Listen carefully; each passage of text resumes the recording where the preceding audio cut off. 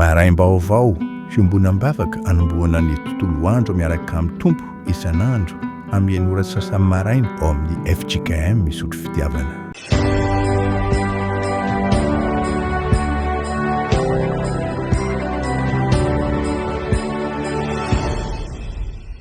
Mbola ampitomboina ao aminareo hatrany ny famindram-po sy ny viadana avy amin'Andriamanitra tompo sy mpamonjy antsika.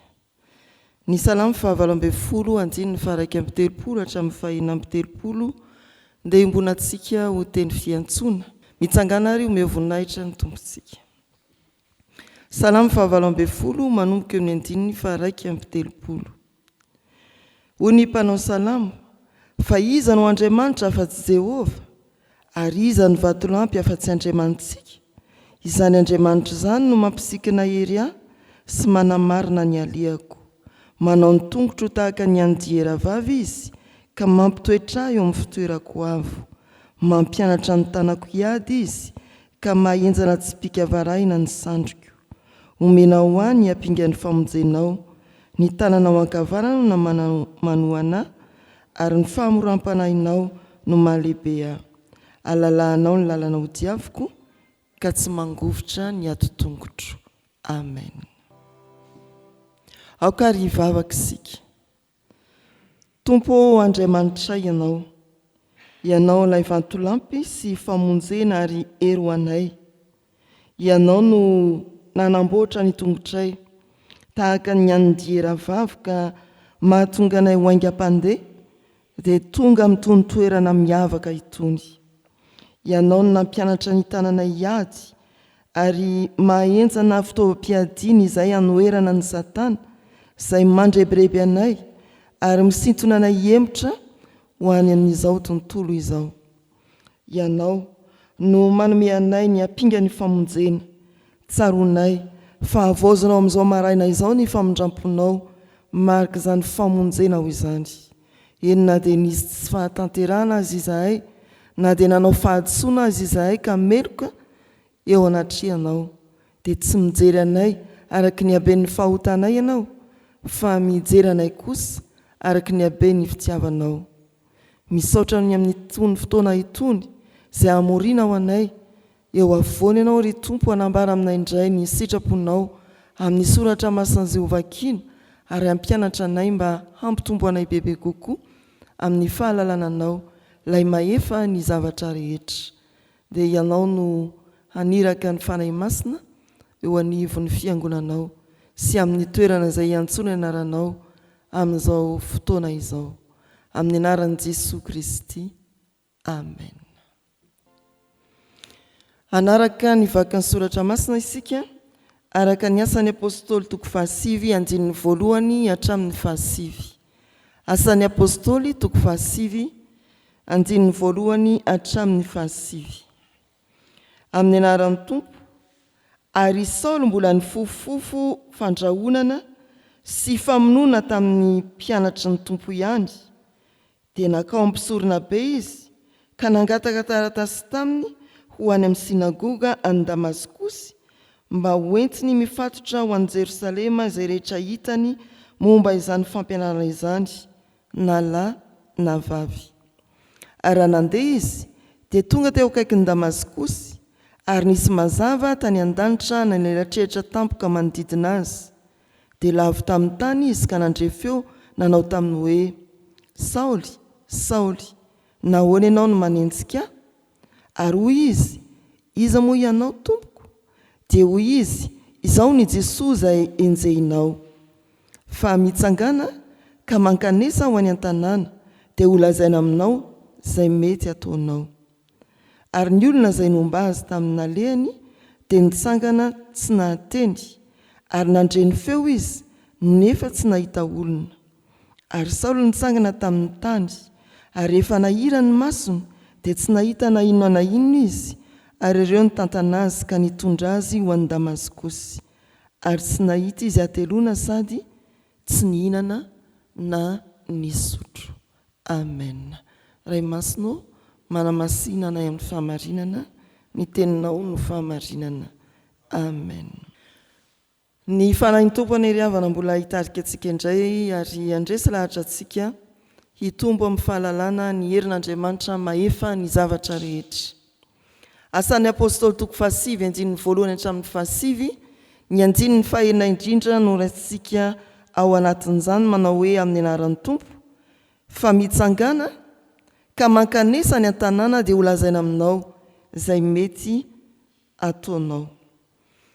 Mitsangana ka mankanesa ny an-tanàna dia ho lazaina aminao izay mety ataonao. Tsy tantara vaovao amintsika ny tantara ny antson'Andriamanitra any Saoly tao amin'ny lalan'ny Damaskosy. Ary mahagaga fa misy tantara mitovitovy amin'izany eo amin'ny tantaran'ny fiangonana. Tany Rosia ohatra, indray maka dia nisy mpitaritafika anankiray izay fatra-panenjika ny kristianina. Dia rehefa nanao fahadisolana efa izy teo amin'ny asany dia nogadraina. Tsy ny kristianina ihany no anaovany herisetra fa ny fiarahamonina mihitsy anaovany herisetra amin'ny mampitarintafika azy. Nogadraina izy ary tany hatramin'ny maizina no nandrenesany ny filazantsara sy nahitany ny fahazavana. Tsy nisy nino hoe izy no anam-piovana fa rehefa tavoaka soamantsara ny tranomaizina izy dia nanjary olona mpitory ny filazantsara, mpanangana fiangonana fa tsy mpandravarava fiangonana intsony, ary nanome ny fahavelomany manontolo ho an'i Kristy. Paoly na i Saoly, toy izany ity olona manoloana antsika voatantara ato amin'ny anjara mofinainantsika ity. Olona tsy nampozina hovain'Andriamanitra, mampahatsiahy antsika fa mahefa ny zavatra rehetra ny Tompo na amin'izay heverin'ny olona fa tsy ho azo hovaina azy.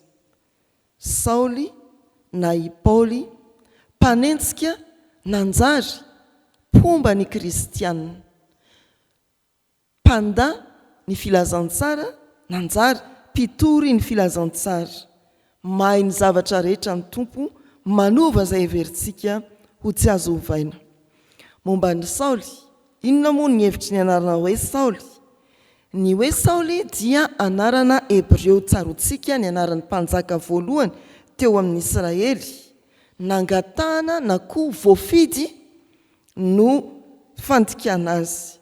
Manambara fa olona manan-danja zany. Fa teo amin'ny tantaran'ny Saoly manokana dia olona nanam-pahaizana izy, fariseo, voatefin'ilay fariseo lehibe tamin'ny fahalalana atao hoe Gamaliel. Nefa ny toerany sy ny fahalalana dia tsy nisakana ny Tompo tsy hamangy azy. Fa nahoana izy no antsoina hoe Paoly? Indraindray isika dia mieritreritra hoe i Saoly teo alohany nandavany an'Andriamanitra, ary rehefa nandalo ny fiovam-po izy dia niovanarana hoe Paoly. Ny tena izy dia ny hoe ny anarana hoe Saoly dia anarana Hebreo araka ny voalaza teo, nangatahana na voafidy, fa ny anarana hoe Paoly dia anarana ma olom-pirenena romanina azy, ka midika hoe ilay kely, ilay ambany. Nahavantana ny fiarahamonina ny antso azy hoe Paoly rehefa tany amin'ny tanin'ny Jentilisy izy, fa tsy teo amin'ny tanin'ny mpiray firenena taminy. Toy ny hoe raha anaranao ny hoe Rasoa Patrisia, rehefa eto Madagasikara dia mety hoe Rasoa no anaranao, fa rehefa miampita ny Madagasikara dia Patrisia no mahavantana ny olona.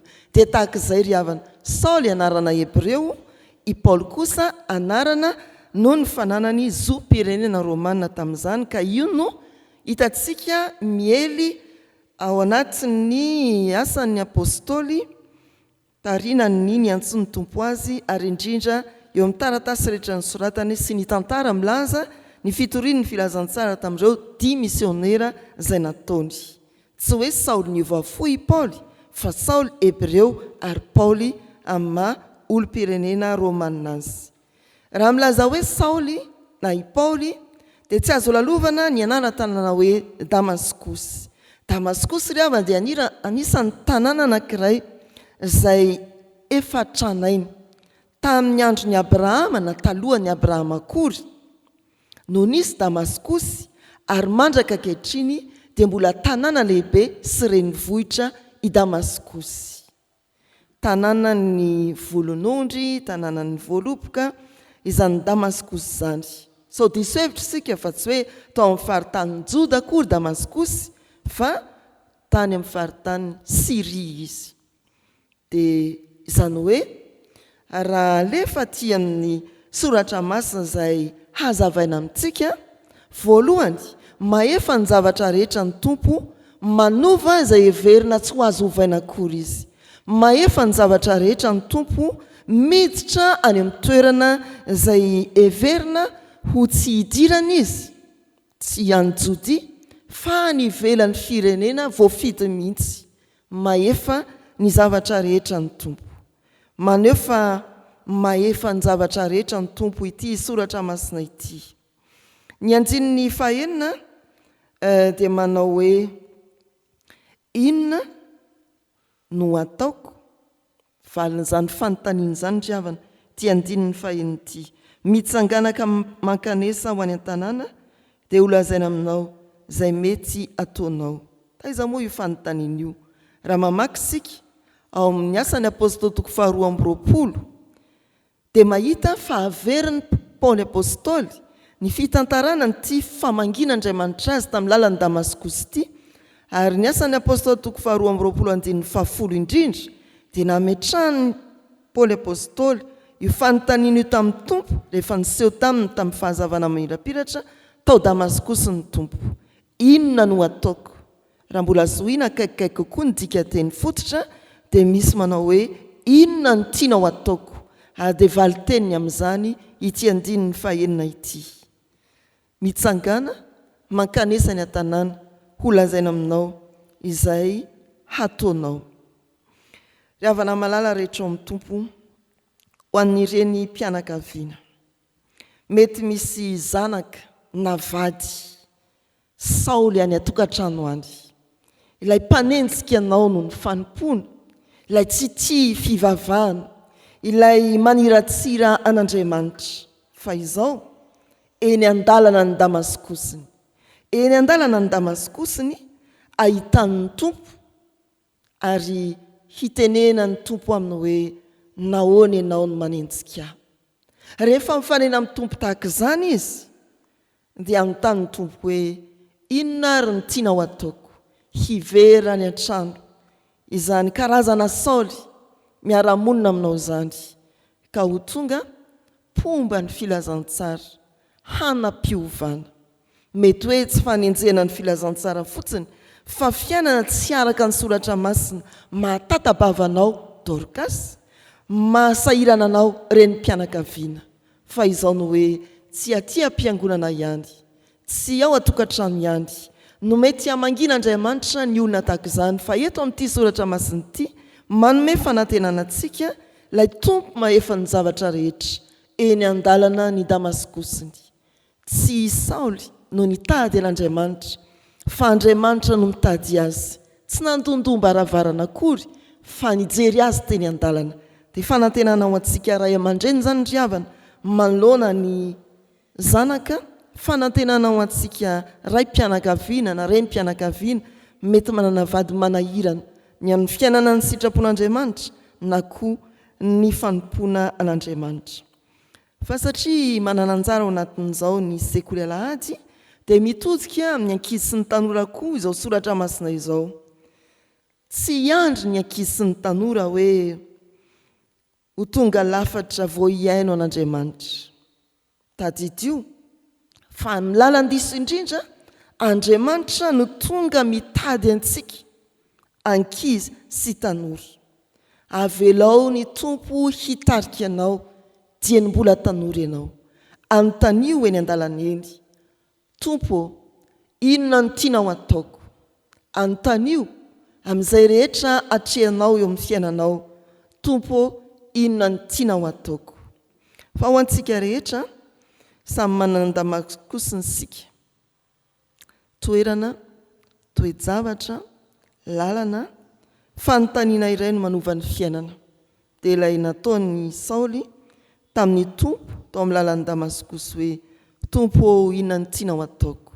Eto dia miantefa amintsika tsiraray avokoa ny soratra masina ka miteny ny tompo manao hoe mitsangana mankanesa ho any an-tanàna ho lazaina aminao izay tokony hataonao. Mialeto sika ataovy hoe eto ny Damaskus sika tamin'ity anio ity, mankanesa ny an-tanàna eny an-dalana any an-trano dia ho lazai ny tompo aminao izay ataonao. Ry havana malala rehetra amin'ny tompo, tady ity tokoa fa tsy Saoly no nitady an'i Jesosy fa i Jesosy no nitady an'i Saoly ary teny an-dalana no nikirizan'Andriamanitra hitady an'izany Saoly mpanenjika ny kristianina izany. Tsy ny herin'ny olona no manova ry havana fa ny fahefan'ny tompo ilay nitsangana tamin'ny maty. Atsaharo ny fanoherana, avelao Kristy iteny ary atolory azy ny lalanao rehetra. Rehefa miaona amin'ny Kristy Jesosy isika ry havana dia ny tompo no mifehy ny lalantsika. Ny tompo no manambara izay tokony ataontsika. Mety sahirana ianao mieritreritra hoe inona re ny ataoko aveto, hietsena sa handeha ninona sa piritrano aloha sa tonga dia hiasa sa ao. Anontany ny tompo, inona ny tianao ataoko. Ho an'Andriamanitra ny voninahitra. Amen. Hivavaka isika. Andriamanitra, misaotra anao izahay fa mamangy anay amin'ny toerana rehetra tokoa ianao, amin'ny fotoana rehetra, amin'ny toe-javatra rehetra. Tena Andriamanitra mahefa ny zavatra rehetra ianao. Raha natolotra anay tamin'ity maraina ity ny tantaran'ny Saoly teo an-dalambe an'i Damaskus, tanàna tsy tao anatin'izay firenena voafidy fa tanàna mbola tany an-tsisiny nefa hitanao, nojerenao. Olona tena nanenjika anao, nanohitra anao, namono ireo mpanompo nahatoky anao, kanefa dia novainao, pomba ny fanjakanao, novainao ho mpanaradianao ary nahavita be teo amin'ny fitoriana ny filazantsara.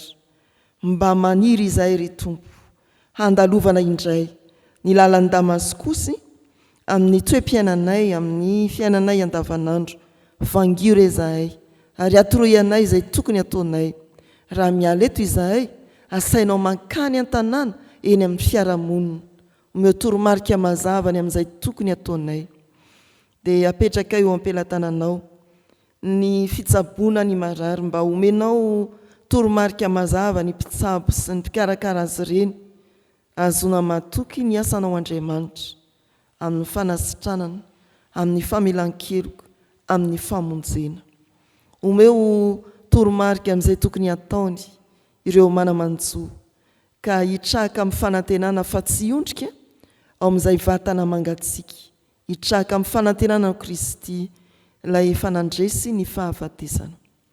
Omeo toromarika mazava ireo manana olana ny amin'ny tokony ataony rehefa mamakivaky izany olana izany izy, mba tsy ho very an-dalana tompona hiemotra ho any amin'izao tontolo izao hilavonjy.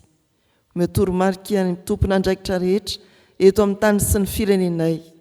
Raha manontany anao ry tompo, inona no ataony? Dia ataovy manana valiteny mazava avy aminao izy, mba ho lalana mazava koa no izoran'izao firenena misy anay izao. Aza tonoina Andriamanitra ny mametraka ny teninao eo alohan'ny fiangonana, mba ho fanilony tongony sy ho fanazavana ny lalany. Ka amin'ity tontolo andro ity izao anjara mofinaina izao, dia anetsika ny fiovampony ny fiangonana indray, ny hafanampony amin'ny fitoriana ny filazantsara ary ny fanontaniany amin'ny sitraponao iainany isanandro isanandro. Indreo ny mpanomponao Andriamanitra, ianao no anatanjaka hatrany ny fampianarana soratra masina eto amin'ity fitandremana ity amin'ny alalan'ny sekoly alahady tarian'ny birao sy ireo mpiandraikitra mpampianatra sekoly alahady. Ianao no ampahery ny sampana Dorcas eo amin'ny asa fanompoana fanaovantsoa sy fiahina ny mpitondra tena ny kamboty ny fitaizana ny tanora ny zazavavy izay napetraka ao sahany ianao indrindra no ame toromarika ny fikambanany mpitendry ny mpikirakira ny fanamafisam-peo sy ireo momba azy rehetra ka azahoany izany fikambanana izany tena mitarika ny aim-panahy ny fiangonana eto amin'ity fitandremana ity fa ny fiainana manokana izay tena tsy misy miafina aminao kanefa tiana iambara aminao Andriamanitra dia angatanay mba hiasanao amin'ny fahasoavanao ny amin'ny fanoratena ny tsirairay ny amin'ny fahasalaman'ny sambatan'olona ny amin'ny fikasan'ny mpanomponao ianao mahalala ny mahasoa tompo tanterao araka ny sitraponao ny valimbavaka omenao anay amin'ity anio ity atambatray ny vavaka amin'ny nampianaran'i Jesosy manao hoe rainay izay ny an-danitra ho amasinina ane ny anaranao ho tonga ane ny fanjakanao atao ane ny sitraponao ety an-tany ho tahaka ny an-danitra meo anay an'io ny anina sahaza ao anay ary mamelany elokay tahaka ny namelanay izay meloka taminay aza mitondra anay amin'ny fakapanahy manafahanay amin'ny ratsy anao ny fanjakana sy ny hery ary ny voninahitra mandrakizay amen. Raiso amin'ny fifaliana ary nitsodra antonona amin'ny anaran'ny tompo ary Jesosy Kristy tompontsika sy Andriamanitra raintsika izay efa tiantsika ka nanome antsika fampionona mandrakizay sy fanantenana tsara amin'ny fahasoavana no ampionona ny fonareo sy ampahery anareo amin'ny asa sy ny teny tsara rehetra mandihana maefa ny zavatra rehetra ny tompo Andriamanitsika amen.